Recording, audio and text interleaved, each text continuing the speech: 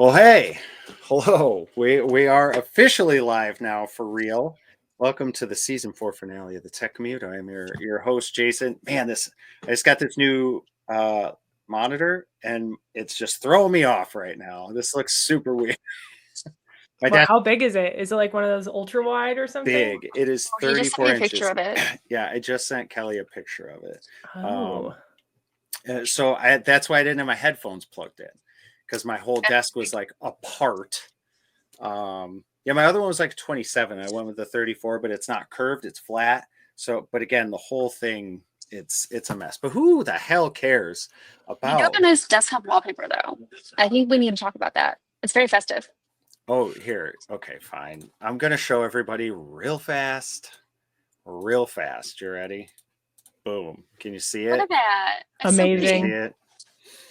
You know how hard it was for me to find like this one specific, especially in this aspect ratio, because you have to make sure it fits. I can't find you guys. See, this is the problem. All these windows are all over the place. I found you. Okay. Hey, we're back. Good to see you. Ellie, great to see you. Happy to Kelly, be I here. got the Ellie and Kelly connection. Lane Kelly. It's great. Yeah, there we go. Well, again, thanks for being here. Season 4 finale. We We forgot had about Twitch again. We're not on Twitch. uh At least we caught it early this time. we did. Richard's I'm for on. saving Here we us. go. It's It It was was like happening. open. 30 minutes into the stream. Nobody's talking last time, and we were like, Okay, this is good why. now. It's coming on. But anyway, why don't we say hi to our wonderful guest who I've known for a little while now. We got to meet at Render. All of us did actually. I think that was the first time That's all of right. us got to meet. Why don't you introduce yourself? Yeah. Hi, I am Kelly Vaughn, Director of Engineering at Spot AI, and I live in Atlanta, and I'm sitting in an airport right now. That We'll is start there. fantastic. Yeah, that is it. That is the gist. Where are you heading? What airport are you in that you're I sitting at am right now? in Hartsfield-Jackson, the busiest airport in the world, the most efficient airport in the world, and also my favorite airport. And I'm flying to Savannah. You do a ton of traveling, I've noticed, and I love that for you. But let's before we even get into that, maybe you could give us a little bit of a rundown as to where your tech career started. There, you've got a whole lot to unpack as far as your journey from A to B. Yes. Why don't you? And I'm sure you've said it before, so I'm sure you got this down. But go ahead and hit us with it. Always happy to share it because it will take the next 40 minutes. Yeah, so I started coding at 11 years old, um, thanks to a little website called Neopets. I'm sure some people are most definitely familiar with. Oh yeah. I Familiar. wanted to kind of make my own guild, my own community on there. And so my dad bought me a book called HTML Goodies, and I learned how to code from a book. Um, and I started freelancing when I was 14 years old. So early start. And I have a long career in e-commerce, but prior to joining Spot, and it's kind of funny because the first freelance website I ever did for a client was actually an online catalog. It just didn't have the purchasing options because this was a long time ago. I'm not going to give years because I'm not going to do the math. But I got paid a t-shirt. It actually just showed up on my Facebook memories recently. It was like an extra large, like my dad actually ended up finding it. It was missing a sleeve. It had been used as a dust rag for many years. And he's like, you'll never believe what I found. And so he brings me this shirt. It's just like, it looks really ratty. He's like, I cleaned it as best I could, but it's your first dollar. So you got to have it. So I still have the shirt, which is pretty cool. So I have like the theme of my career is I'm never going to do something, and then I end up doing that thing. And it started with software engineering. I said I never wanted to actually go into software engineering as a career because if I had to do it for a living, I was going to grow to hate it. And so I went to undergrad for something totally different. My bachelor's is in psychology. I have two master's degrees in public health and clinical social work. So I'm also a trained therapist. And I continued to freelance all through undergrad and grad school because college is expensive and I need money. And it was during that time when I stumbled upon Shopify. I actually got I can thank my entire like professional career at this point to one tweet on Twitter, like one tweet. Somebody had tweeted that they have extra freelance work and they need some help. And I said, I'm down, I'm poor, I need money, so let's do it. And so it was like a lot of WordPress work. And he was like, hey, I have this site. It's on a platform called Shopify. This is 2014, so quite some time ago. Shopify was still very like in its earlier stages at that time. And I said, sure, why not? I'll give it a shot. I immediately fell in love with it because I'm like, you can immediately see the impact. Like, are customers making more money? Are more orders coming in? Or are more orders not coming in at all? Did you break something so badly that nobody can place an order? Also a possibility. And so I negotiated with him to basically get stores under my Shopify partner account so I could become a Shopify expert. And in exchange for like getting paid less money, essentially, I was like, I knew this would be a good investment, so let's go ahead and do it. As soon as I got that expert status, the floodgates open. So I graduated from grad school in December of 2014. I started at a fellowship with the Centers for Disease Control and Prevention. I told you this is a long journey. Um, it was for like their health informatics fellowship program. They needed somebody who had their master's in public health. That was a requirement for the program, who also knew how to code. Weird combination. I 2 weeks into this program, they let me know I was the only applicant. So I'm like, cool, real big ego boost. Love that. I don't know if I actually earned that position or not. But I was still freelancing all through this time. I was on a government stipend of a cool $45,000 a year, and I was making more money freelancing than I was through this fellowship program. So when my husband and I got married and I could get on his health insurance, I left the fellowship program and I went full-time freelancing on my own, all Shopify with a couple WordPress sites. Around this time, it was about 2016, MailChimp did a feature on me called a freelance success story. It's in my wins folder because it's like the most beautiful like heading with my face on it. Love it. And in this story, again, I say I'm not going to do something, then I do it anyway. I said, I never want to start an agency because I like working with freelancers and collaborating with freelancers. Not even 2 months later, I was like, I want to start an agency. And so I went from that idea to launching the Tap Room, so rebranding as a Tap Room agency in October of 2017, grew that to about 25 people globally. It became Shopify Plus partners, and COVID hit, and all these businesses now have to get online, like get their other, because they close their brick and mortar store, they have to find a way to continue to sell. And they my business blew up as a like in a good way. Like, I was getting a lot of business. I had to hire more people. I'm like, great, I can hire when a lot of people are actually laying people off. This is perfect. And then 2021 happened. And I basically worked myself out of a job, burned myself out through COVID, took a 1 month sabbatical. And during that 1 month sabbatical, I did the most Kelly thing possible and co-founded another company. And so I That was now sounds about running, right. yeah, exactly. I was now running two companies at the same time. This one agency is bootstrapped. This other company was venture backed.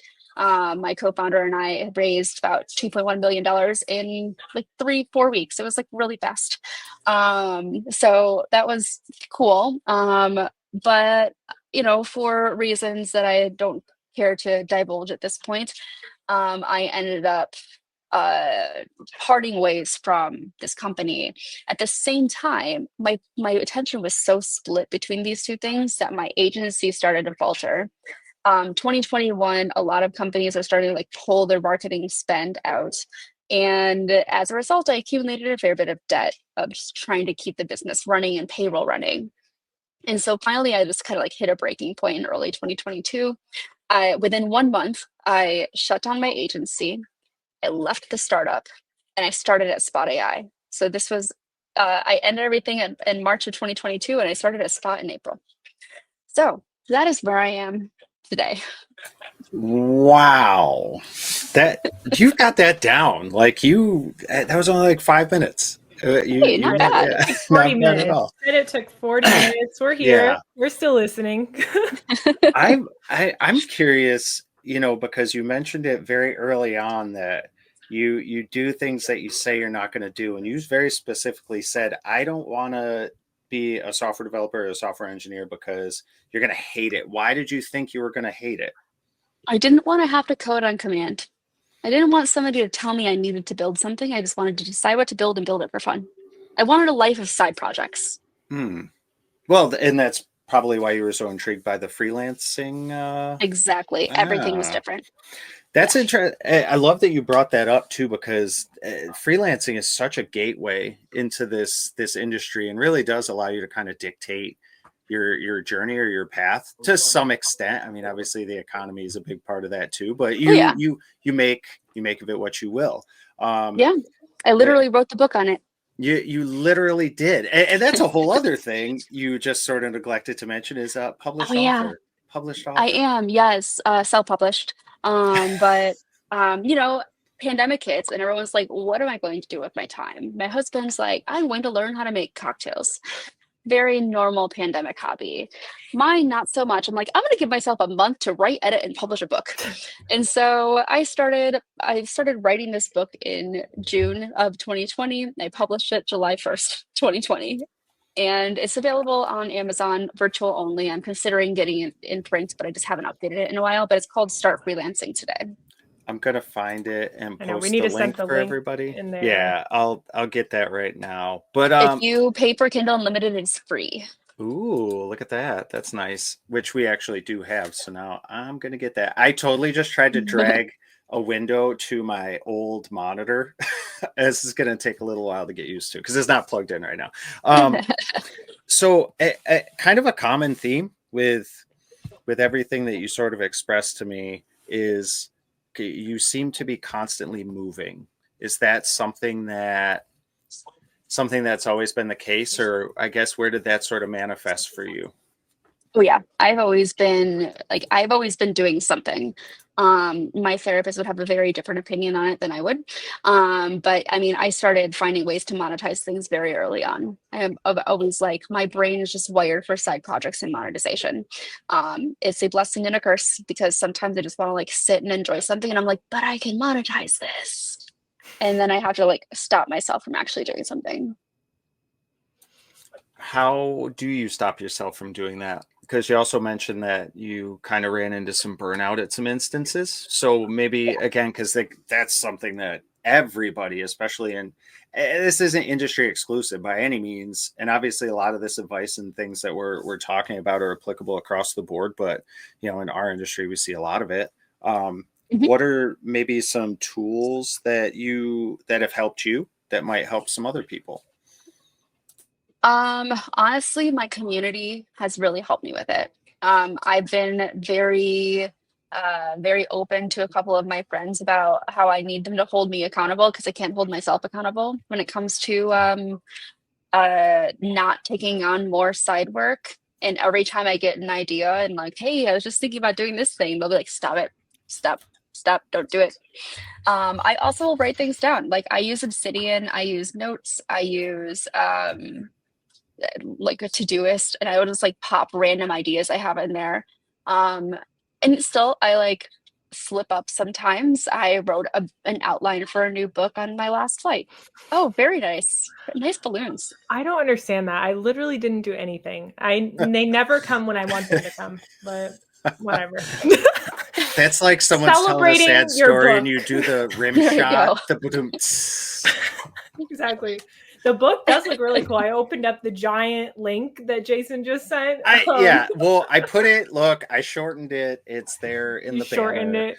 Yes, All right. I Well, shortened it. it looks really cool. Now I want to read it. I'm definitely the You same way. absolutely I'm should like read it. new things all the time, please. Otherwise, I'll get bored. What It's a are very practical book and it's super short. It's like 100 pages total. Oh, And it's perfect. just, it gives you like ways to, like, I write scripts for like how to find clients, how to actually work with clients, how to manage the projects, how to fire a client. That's always a fun one. How to work with other freelancers. Like I cover a lot of things in there. It is geared more towards a US audience to a degree, but it is applicable to anybody globally. mm, yeah, that's a good thing to point out. What's you mentioned Obsidian, and I wonder Mhm. because and obviously you and I have a mutual friend that has a lot of shiny object syndrome. Taylor, it's Taylor. Uh, What are some tools that you use that you consistently use and you kind of like stick to that again maybe can help some people just sort of optimize scheduling or management of their time because again a huge running trend in this industry is time management or lack thereof. Yeah. Yeah. The best tool for you is the one you know that you're going to stick with. And I keep that vague intentionally because what works for me is not going to be what works for you. For me, Mm-hmm. I used Todoist for a long time. I was just like, I eventually it became background noise. Like I stopped looking at it and I pulled it up and I was like, I had recurring events that had been going on for a year that I just like never checked off. I moved from Todoist to things. Things I use for like personal things. I use it for packing lists. I use it for like just various things that I want to do. I find that it's not actually very useful for work anymore because again, I don't look at it. And so it's really like, what do you actually want to pay the most attention to? Now for me, I went back to Apple Notes. Like I Mm. always have Apple Notes open. And when you can just like move your cursor to the bottom right corner and open up a new note, I use that all the time. Are you not trying that? I'm checking out things right Oh, now. I love notes. I love Apple Notes. Yeah. How Sometimes like the simplest thing is yeah. probably the best thing. But exactly. also with the shiny new thing syndrome or whatever it's called, I feel like you don't know that what you don't know until you try it, right? So some people like me, I might go and Oh yeah, try. you're another one. I You're another one. definitely do that. Like I'll go and I'll try something. I'm like, oh, this is the best thing I've ever used. Like my current obsession. Have you heard of this app called Finch? I think it's Finch. It's like you're taking Oh, care of this baby bird, yes. I was and doing it's that like for a a little while. It's so cute though. It like I look at it and I'm like, yes, I need to buy clothes for my baby bird. So of course I'll do these But that's habits. the one that's like the like you can set specific goals for yourself or like you brush your teeth today and you had some water Yes. today. But the problem is you can just be like done, done, done, done, done, done, done, I done. know. Yeah, but at first when you first start using it, you're like the sense of achievement of brushing your teeth, even though I already do that every day. But then you can add like a little bit harder things. I feel like it's really good for people who are, you're really going through some stuff, right? Like you cannot even get out of bed. And then Yeah. you're like, I need to get out of bed for my baby bird that I need to furnish their home. But You have to otherwise, furnish the baby bird home. That well, you yes. brought up an interesting point though. Like, how do you hold yourself accountable? Like, because you said it, you could just hit all Mhm. those things. So what is the drive for you to finish these things or follow through on these things? Because there's another one. I'm sure we've all seen the cliche like tweet, oh, about to start another side project I'm never Yeah. going to finish. But like there's so much truth to that. Like I have folders full of stuff that's been installed and then never finished. So it's like how do you keep yourself accountable? Again, obviously everybody's things are different, but tips are Mhm. tips. Yeah. For me, what holds me like what is the payoff? Like what am I working towards? Is this something that I'm just doing for fun that's just going to bring me joy? Is this something that I just like put a goal on myself that has no other meaning except that I want to be able to check this thing off? Is it okay for me to not accomplish this thing? And sometimes I just have to have those conversations with myself because, again, like the follow through on side projects in particular, I have such a graveyard of domain names. Like, I feel like a lot of people do. And part of me has just become like, that's okay.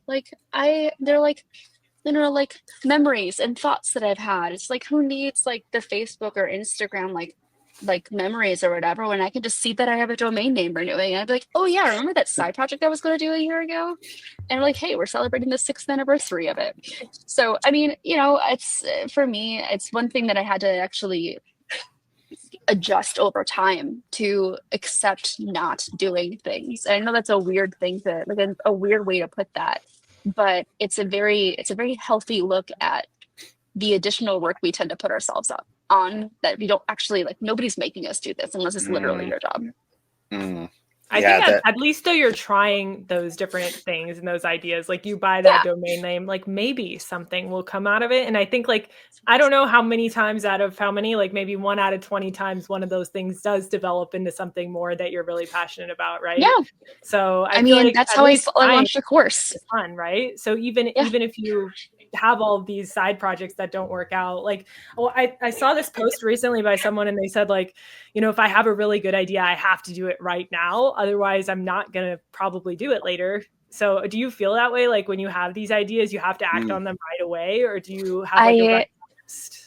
Yeah, I do. And anytime I feel that way, I sit down and like, why am I in such a rush here? Like, Uh-huh. why is this suddenly, am I just like interested? Is it the shiny object syndrome, or is this actually something that like is very time sensitive? And if it's not time sensitive, then I put it on the list and I actually intentionally sit with it before committing to yet another thing that I probably don't have time to do. I feel like there's such a sense of urgency in our our world right now, or Oh just yeah. not, again, not even the industry, like where our media and everything that's at our fingertips that we can just access on demand, I think has just prompted this feeling that we all have to do things so fast and right now. And where do you find yourself outside of what you kind of just said, like practicing some mindfulness around these steps? Turn off notifications. First and foremost, you do not need notifications turned on. Like for any social media, for your email, it's okay if like a friend, you take a moment to text them back because you're doing other things. I've always been like that inbox zero person too. Like I can't stand seeing the red bubbles down at my dock right now continue to pile up while I'm on this call. And I'm like, oh man, I should like go see what this text was and go see what my Slack messages are. Part of that is just sitting in the messiness that is the million things that we all have to do today and tomorrow and the next day, and like knowing you can't really get everything done. So what is actually the most important thing? Kind of funny, I also have two do not disturb modes on my phone. Mm. One is do not disturb and one is actual do not disturb. Do not disturb has like six people as an exception to that. And then like if something's happening, I'll like add an app to it or something. Like I need to get a notification on this particular thing because it actually is time sensitive. Like you're trying to get Taylor Swift tickets or something, like that. But actual do not disturb is literally zero notifications from anybody, like including Mm. my husband. Like obviously he's on my exception list for do not disturb, and I have a couple of my close friends also on that list. I found that to be really helpful as well, and I use actual D&D a fair bit. Yeah, that's super smart. Again, these tools are there. It's like, why not put them into Yeah. play? Sometimes I forget that mine's on, and it's actually, and I'm like, where the hell is it? Like, why isn't anybody messaging me? Like, what is going on? Mine will But be again, I it's, forget to turn it back on or I forgot to turn it off, but I'm seeing notifications come in and not actually seeing the oh notifications show yeah, up. yeah. And I'm like, what is happening? Oh Normal. yeah, that's a great tip, and I think some people are going to have a little bit of a struggle turning that off Oh yeah. initially, because you're gonna have all those withdrawal Yep. symptoms. It's like It's worth it deleting though. an app. I know it absolutely is. It's like deleting an app from your phone, only so you like go to like Safari web and type in twitter.com. I'll Oh do it. yeah, I've heard of people having like good results from doing stuff like that. We've kind of talked about like the phone, or at least again this thing that we're tethered to. I want to kind of get back to the in-person stuff though, because again, we talked about it early on. We all met at a conference, Mhm. and I think the in-person stuff is super important for just networking and like just general well-being, like Yep. seeing people and interacting with people. Where was your first like in-person tech conference experience? Like, what was that like? And I mean, obviously you enjoyed doing it because you go to several of them now, and even go as far as speaking. And I want to talk about like that as well, like the public speaking aspects. But like, tell Yeah. us about your first in-person tech events.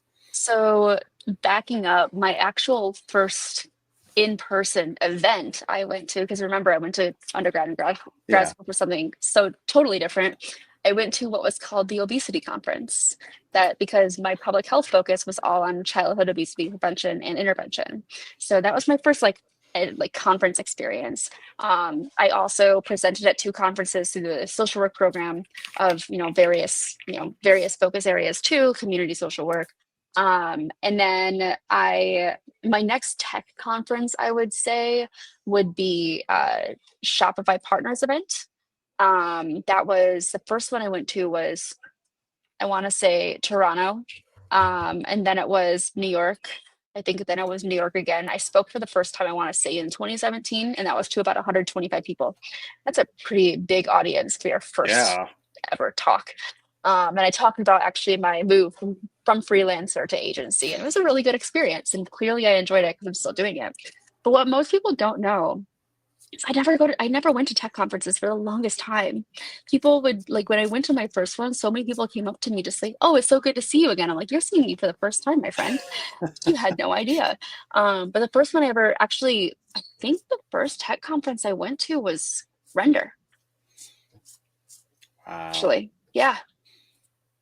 It all That was starts at such an render. interesting one. It all starts at Render. It Yeah. all No, that starts was at it was render. such an interesting experience too, because these people you've been talking to online for the longest time, like run up and hug you and say, "Hi, it's so good to see you." And I'm like, "Oh, who are you? Just need a minute." Yeah, it's a lot. Again, render being my first tech conference experience, it was very overstimulating. How Oh do yeah. you how do you manage your time in places like that? I bring Taylor along as my emotional security blanket Yeah. because we just balance each other so well, or maybe feed into the toxicity, who knows.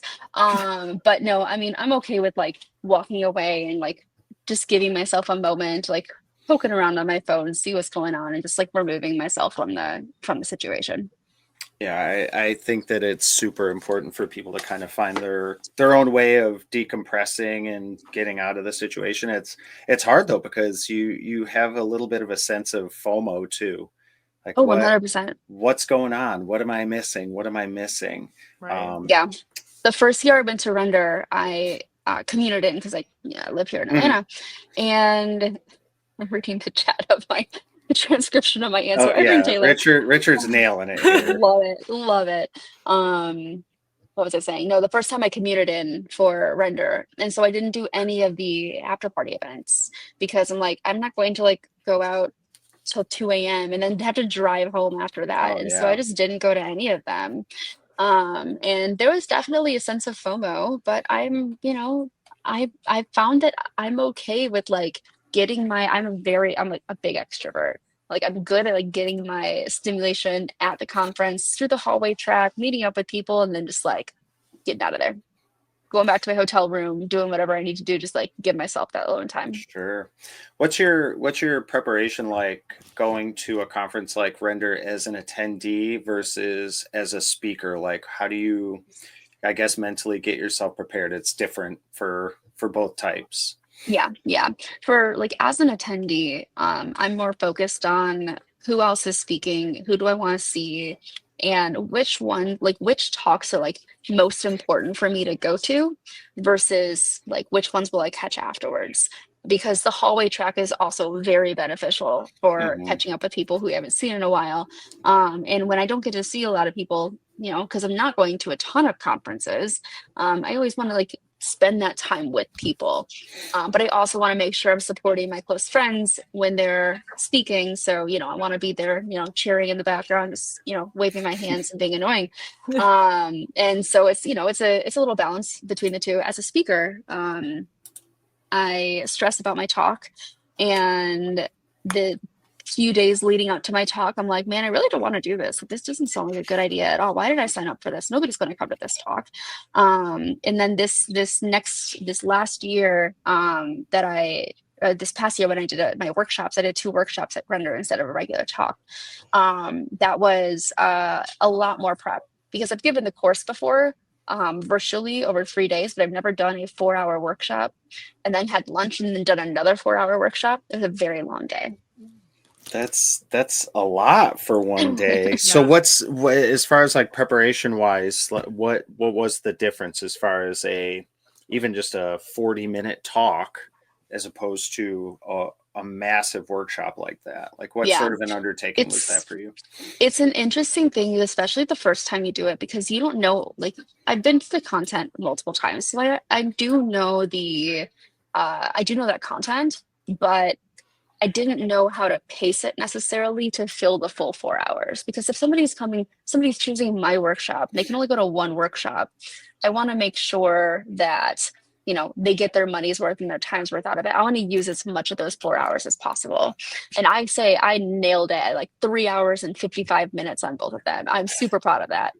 It was so good, actually, and I thought the pacing was literally perfect Oh, because thank you. I'm so bad at sitting still for, extended periods of time, and I think you let us have a break like every hour, right? I think it was 3 Yep, breaks total, and I was like, "Oh, good. I can like walk exactly. around and like get a refresh, drink some water." Because I think Yeah, after like an hour and a half, if you can't get up, you're starting to wonder like, when is the break? And I think in the beginning you exactly. like told us, oh, you're going to have a break every hour, and you gave us like an idea of the agenda. I think that's so important to like set expectations for everyone. Otherwise Yes. people are just thinking the whole time, when can I leave to go to the bathroom? And they can't even listen to Yeah. what you're saying. So I honestly, you did perfect, and I thought the content was so good. So I don't I know, appreciate that. I Thank loved it. you. It I was heard funny. a There was lot one of person good who came up reviews. to Sorry, go me. ahead. No, sorry. There was one person who came up to me afterwards when I started because I was like, I'm excited to spend the next 4 hours with you. And they're like, I thought this was 2 hours. And they stayed for the full 4 hours. So I guess Perfect. it was good enough.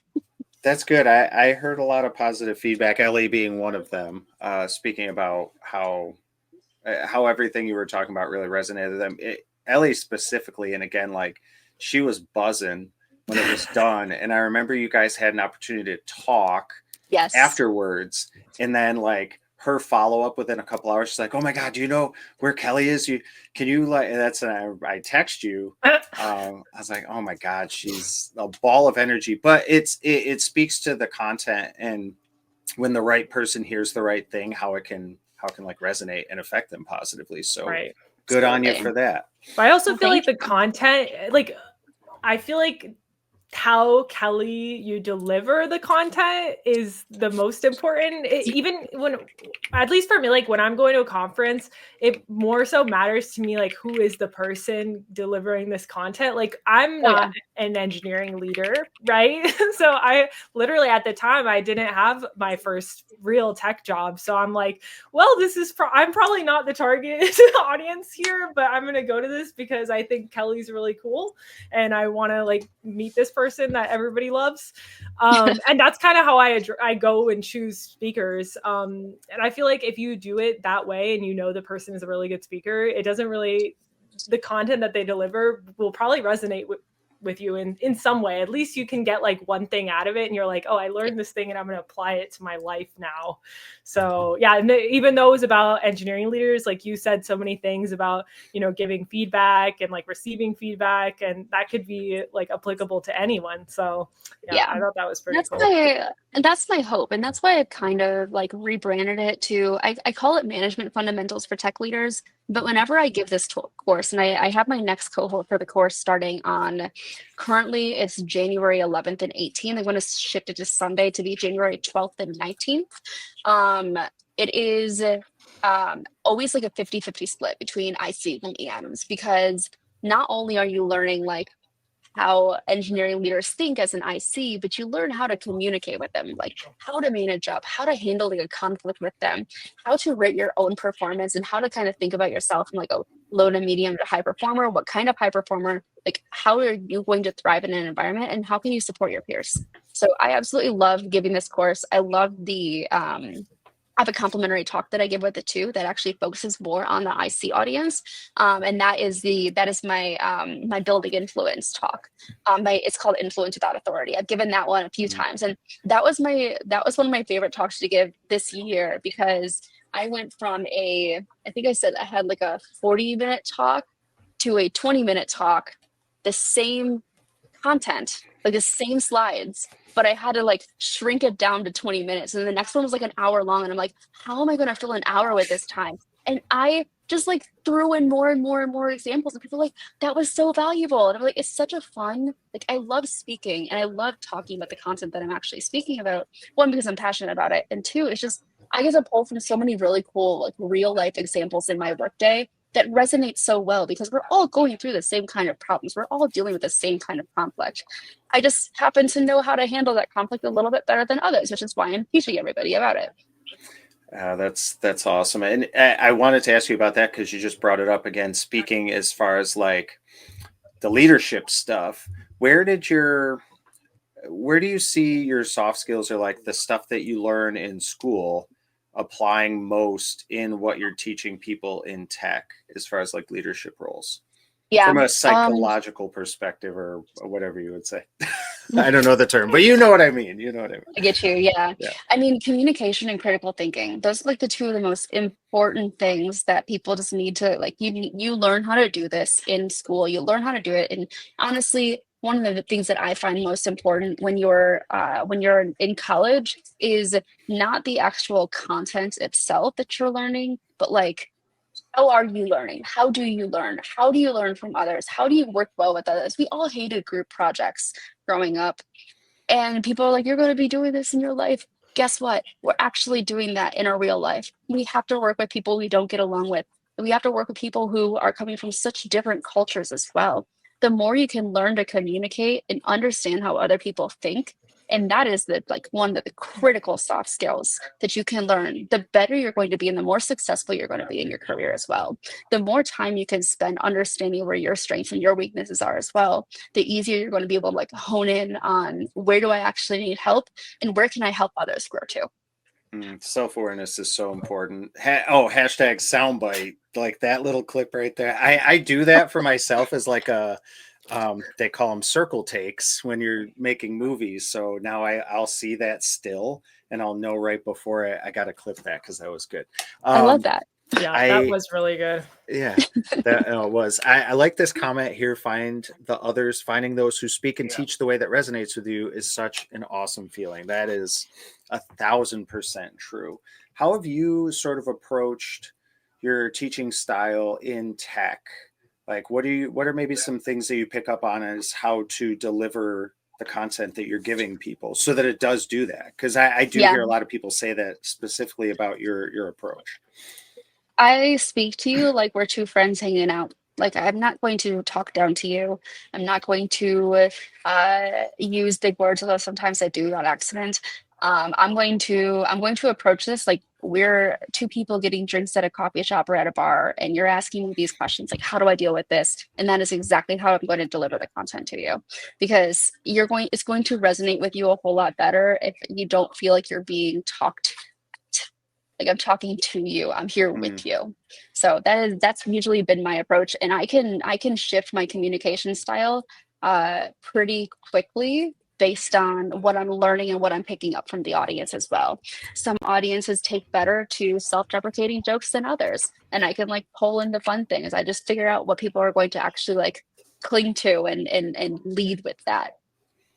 Well, is the tone that you use, or I guess the style that you use, different based on if you're giving like a talk at a conference or you're doing it, on maybe your personal channels, versus like if a company calls you and they're like, "Hey, Kelly, come and talk to our people in this office Oh yeah. space."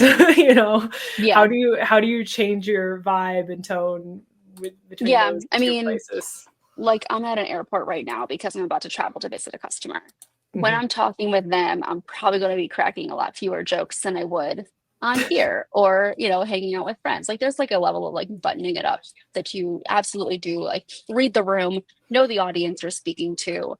I do these similar talks like my influence out authority talk plus a few other things I'm managing up. Like I've done that for like women in tech groups at a company, and so they still like they're still people, and like that's the thing. And that's why like people who put others up on a pedestal, like especially when it comes to, I don't mean like influencers in the world, I mean like your boss's boss or the CEO of a company, you're like, wow, they're like untouchable. Some of them have a really bad ego. We can address that as a thing, but honestly like they're coming about their workday differently than you are, because as you move up in an organization, you go from like the 10 to 20 to 30,000 foot view. You're going to know less of the details, but you're going to be able to bring like a different business mindset than say somebody who is in like an active individual contributor would be able to go to. And so finding that common ground when you're having a conversation with somebody, whether I'm talking to a bunch of ICs or I'm talking to an executive team at a large Fortune 500 company, I just am able to shift my style in that regard. Makes sense. Yeah, that totally makes sense. I want to shift a little bit because, and I don't want to tease too much, but you are one of the guest speakers on a wonderful panel that we have coming up in January, Yes. all about tech jobs going into 2025. And I wanted to see just right out of the gate, just maybe a couple thoughts that you have, because we have a lot of career transitioners, we have a lot of new people in tech, myself and Ellie included.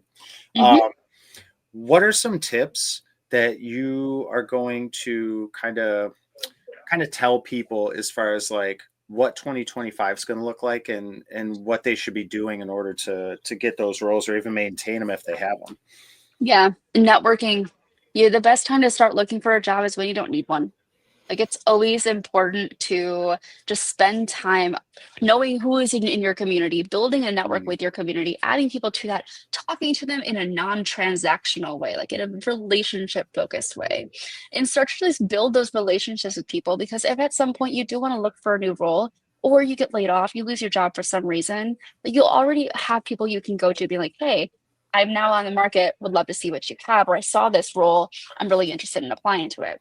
The other thing I will say is while we are seeing trends of, hiring is kind of picking back up again, there are still companies laying people off. Like we just saw more last week. And you have to be patient in the job hunt. Like there's still a lot of people out of work right now. And they could be looking for 1 year or greater, but they're still looking for a new job. So you're up against talent. And what really makes a difference is the network that you are making a connection, like the people you're making a connection with to actually get into, like get your foot in the door. Um, when I opened roles last year, oh my God, it was like a month ago. Oh, okay, a month or two ago, I opened a full stack engineer role. I closed it 5 days later because I had I think like 2,000 applications, and that's a lot for one person to go through or a recruiting team to go through. Like you need to understand you might get passed over for a job that has no reason, like nothing to do with you. That is not like you are not qualified for this role. It's just a lot of people are looking for jobs right now and they're going to continue to be looking for jobs in 2025. In fact, I think we're actually going to see more people looking for jobs next year as the market opens up. The same kind of flood we saw post 2020 where people are like, I'm done being at home, like I need to change, I'm going to go find a new job. As we see the market start to open up again, we're going to see people feel a little bit more comfortable about the prospect of changing a job without mm. concern that they're going to be last in first out and be the first to get laid off. Ooh, that's an interesting take. Okay, okay. I'm where I had a question that popped into my head there, and now I'm drawing a blank. It had something to do with job. That was a nice tease, though. I'm very interested to see where the rest of this conversation goes in January when we actually have the job one. But uh, Yes. I don't know. Let me chew on this one. Ellie, hit her with a question here. Let me Okay, think I on this. did have a question, but it was all the way back in time, like 15 minutes ago in the Let's go Oh, conversation. back. So yeah. Go back. I don't know if you Rewind. want to take Rewind. us all the way back. You want to rewind a little bit or no? Yeah, go for it. I'm All down right. for anything. Let's do it. Yeah. You know how you said in school you have the group projects and stuff, and now you're doing group projects in real life. But in school, Hmm. I feel like the amount of stuff that they were asking for is not so much as to like if you were that person who ended up being the leader of your project, you could technically do everything yourself or the majority and then fix everybody else's mistakes and then submit it and still get a good grade. But I feel like in a company or in, maybe like if you're working, I know Richard's doing like some group project with Shashi and all the people over there. um, if you end up being the leader, and you have a similar situation where like maybe everybody's doing everything in a way that you don't like or is not ideal, you really don't have the capacity, I think, to fix everything and do everything yourself, Hmm. so how would you, because I feel like that would be the main difference between the two is like Yeah. obviously if you work for a company where everybody is great, then obviously everything is great, right? But in a Yeah. scenario where you're in charge and I would say you can't most fix everything. scenarios it's not that. So it's like, Right. I feel like most no scenarios one are has not that that. best case scenario, but Well, I feel like most scenarios are not the college university scenario where there are people that Yeah, literally do nothing. Otherwise, they would no. get fired probably, right? Because you could hopefully. tell somebody and you could be like, this person is not doing anything, right? You Yeah. can't tell your teacher, like, can we get this person out of my group? I guess you I could, mean, but I've done that many times. So yeah, that's true. like You you could. know who you can and can't work with. Well, Okay, so there are a couple of what are those things. conversations like though? Yeah, that's Yeah, interesting. there are a couple of things that we should touch on here. The first thing I will say is when you're working with a group of people and certain people are not carrying their weight, that absolutely should be communicated with your manager. And that is the teacher in this case, who or whoever is in charge of this project. Because if they're working against a deadline and somebody in your group is not doing their part and everybody is going to fall behind on this deadline as a result, you're hopefully having conversations along the way.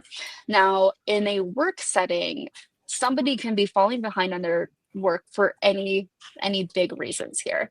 You could have somebody who just doesn't know how to do it and they need help and they're afraid to ask for help and they're just waiting for somebody to notice and say, "Hey, like how's it going? How can I?" This is why I think just check-ins are so incredibly important on projects when you're like I do weekly check-ins with my team if they're working with multiple Mm, people working on the same thing for that reason. Um Sometimes they don't like the work, it's just boring, and I think we've all had to kind of like drudge through work that they really don't want to do, but just sometimes that's required, and they might need a little pep talk and say, "Hey, this is not the only thing you're going to be working on, but like we got to get through this. Like let's, this affects everybody, let's make sure we get this done." I think the most important thing, and this kind of comes through the conflict side of what I teach in my course, is you don't have to take all this stuff yourself. Like you don't have to fix everything yourself. And we often feel a sense of responsibility for our own work, but our work is touching everybody else's in some regard. And so we would feel responsible, like their work impacts mine, and therefore I need to make sure they do a good job as well. It's okay to fail. It's okay to have other people fail. Like you are not responsible for anybody except for your own career at the end of the day. But you want to do a good job for the company. You want to do a good job for your team. You want to represent them well. And you can only hold so much of that burden. You cannot hold all of it. And that's why managers exist. mm, I love that. You mentioned the F word, the other four-letter F word, fail, in failing. I was like, what did And I say? Yeah, I yeah, was like, what? I don't remember When did I that. say that? Holy shit.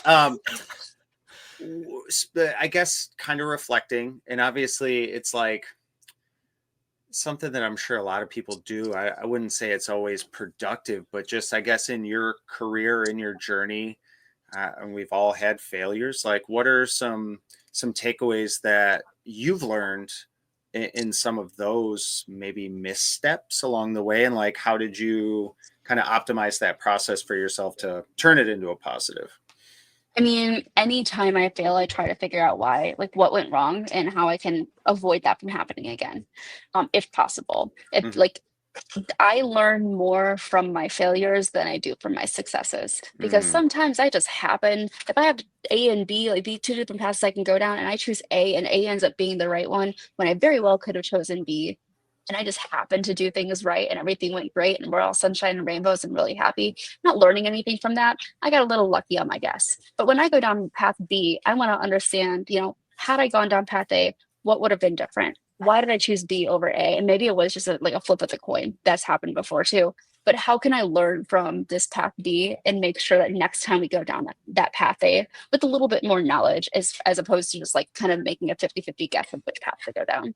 So I always try to seek opportunities to learn from my failures, Mm, of which there yeah. are many. Well, and the thing is, we all have them, right? I Mhm. mean, I think sometimes the way social media shapes is just again like that silver lining and sunshine and rainbows, as you said, all the time. Yep. But I think it's kind of naive as somebody that ingests the media to assume that someone's life is perfect. But Oh, yes. we see it, and I think sometimes we don't consider it. But like you said, I think you can learn more from a failure than from a success, because it allows you to adapt. If you keep winning, you're not changing, you're not balancing yourself out. So where, Exactly. where we've got about 10 minutes left here, and I'm wondering where do you see yourself going with what you're doing now? You're doing a lot more talking, a lot more writing, a lot more conferences. Are you leaning more towards like education, or are you still trying to stay in a leadership in tech? Like what's the future look like? You've thought about it. I think about this every day. Yeah. No, it's definitely something I've been grappling with a lot. Like what actually brings me the most joy? Because I sit in such a weird kind of intersection where I love the leadership side of things. I love being like a technical leader. I don't want to do like the hands on the keyboard work anymore. That is not where I bring value. I bring value on the people and process side of things. Mm, I love the customer interaction side of things. I'm good with customers, and I get a lot of like energy out of doing that. And I also love teaching. And so my answer right now is kind of like, I don't know. depends. Yeah, it depends on the day, honestly. And I think that's okay. What I am intentionally doing right now is pulling back on most of my side projects. I'm teaching a course in January. I got that already on the calendar. I'm still continuing to write my newsletter because that also brings me joy. But everything else I've just kind of tabled and set to the side. Mhm, I don't have any speaking gigs booked for next year intentionally because I want to give myself the space to decide where is my energy best spent. mhm. Oh, do things that bring you joy. Like that's kind of the takeaway for me here. And again, that goes back to that. There's so many different things you could touch, but how much time do you spend on something before you realize it's not doing that for you? Or you spend Yeah, too much time or not enough? Oh, the balance, the the balance. balance. Yeah, So there's never an easy way to just say, hey, this is what we should do, and here's why. yeah, no, I agree. What are some things outside of the stuff that is an income that brings you joy? I love reading. I read over 100 books a year. That is a mix of romance, fantasy, regular fiction, thrillers, nonfiction like business books.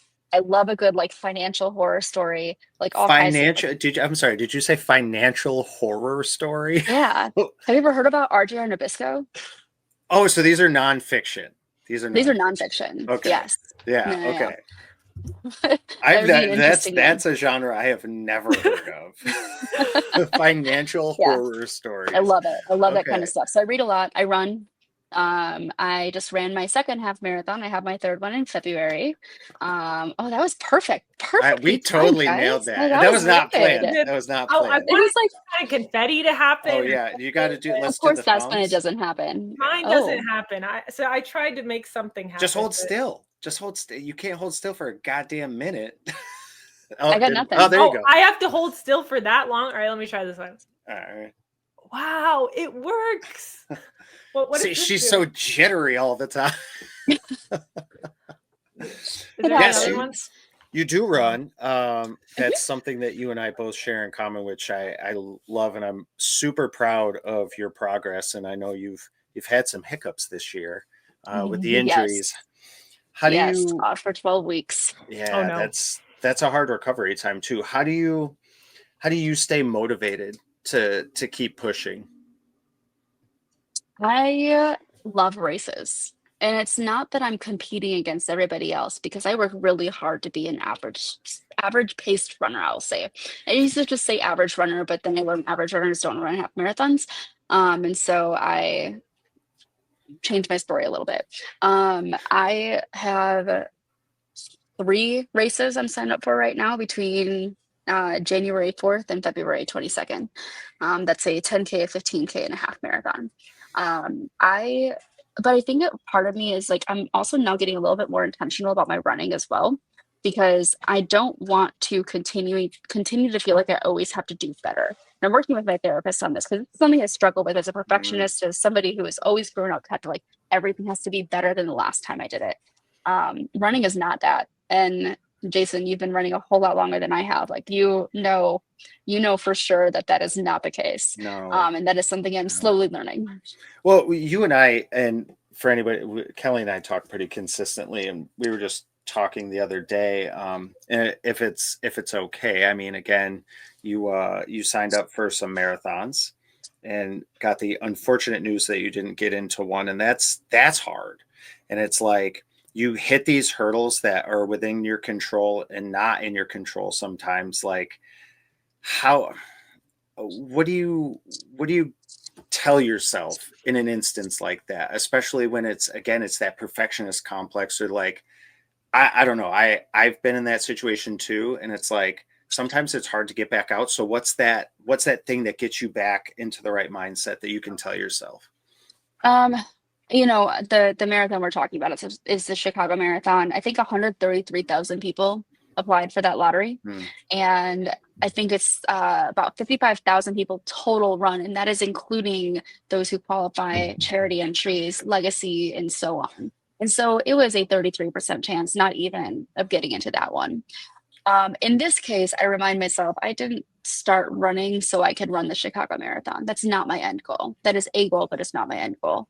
So, kind of reframing what are your actual goals here is a good way to kind of like get you back out there. Even Hmm. in like, if you're training for something, especially if, let's say, like I just ran this half marathon, I don't necessarily like, I need to taper it back at this point. Like I did the hard work, and now I need to just give myself permission to go out and run a mile, run 2 miles. My therapist is currently working with me on not running with my watch, which I haven't been able to do yet. Like, Oh, go out for the sake of running and like don't record stats. And I'm like, I don't know if I can do that. And that's that's that's why we super haven't done it hard. yet. That's Yeah. super hard. Honestly, I don't look while I'm running. Like I'll set a time for myself just so I know. So the only notification I get is like a halfway point. So I know to go back. But um it's funny that you mentioned too, like like the perfectionists are always trying to do better. I was just listening to a run because I'll do guided runs in the Nike app sometimes, and they were talking about like mindfulness in the moment, like allowing yourself to be in the present moment to appreciate what it is, as opposed to reflecting on past you that didn't make it, that you have to improve on, or future you. Yep. And that really stuck with me, because again, it's like if more people took the time to just again be present now, like in this moment.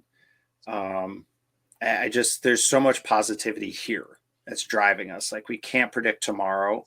Yesterday doesn't have as much influence as we allow it to today.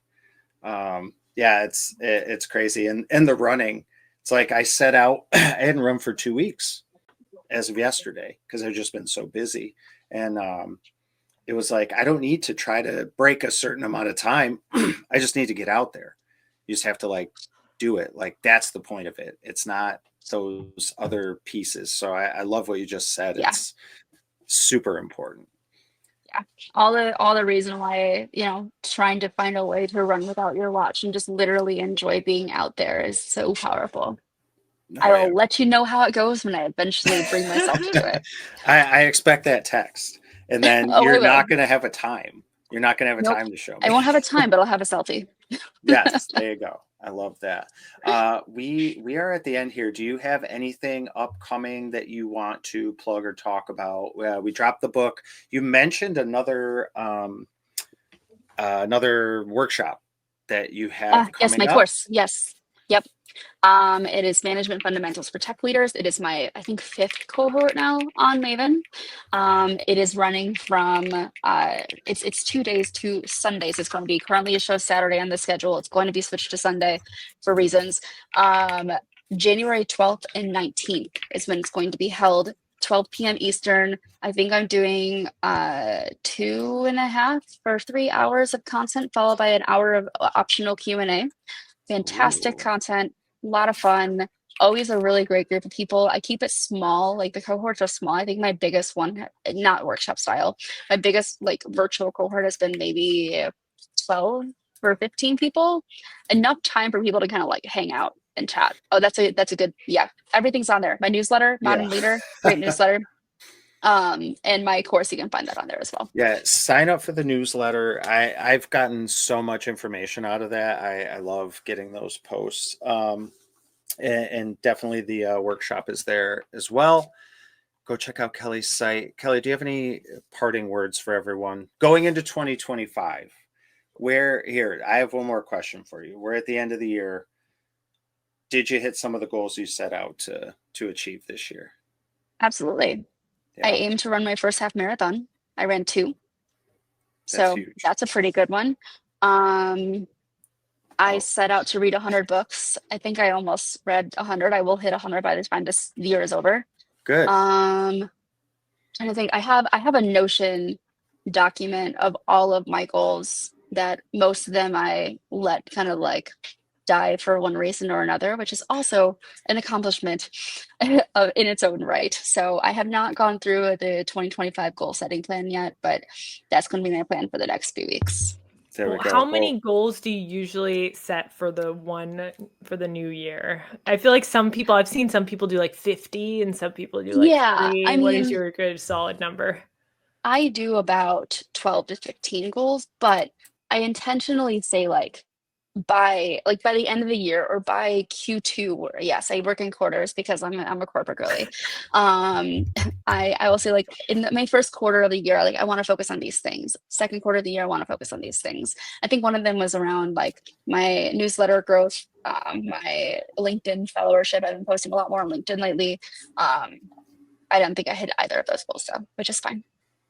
that's okay. Progress towards them. That's Progress towards really them. the important thing. So, Yep, absolutely. wow, I love it. All right, you have some sitting in the airport to do. I do. I You, have a flight to catch. yeah, you let us know when you land safely, but it was really great to finally like have a chat. We haven't had a Yeah. talk like this. So this was awesome. Thank you so much to everybody down in the chat. Very active chat today. Um, Yes. With Richard, thank Richard's you for commentary. transcribing it. Yeah, that was fantastic. Okay, we will see everybody. I guess never TBD, right? Because this is the season finale. So yeah, look at that. Awesome. Thank you. Oh, did it work? Did it Oh, work? it's not gonna work for me. I think I have mine turned Ah, off. son of a Wait, do I have bee mine turned sting. All off? right. Yay. I, I feel like the Ellie delay just is said, Oh, there we way go. too long she for just goes, mine. there it is. Got it. All right. And then Ellie missed it. I All missed right. it. Oh, it's There we kind of go. at the Tried. same time. All Oh, right. Awesome. Fine. Well, okay. thank you everybody so much. And thank you again, Kelly, for being here. And we'll see y'all soon. Oh yeah, it's nice to be important, but it's more important to be nice. That was the first time I've said that this season, I think.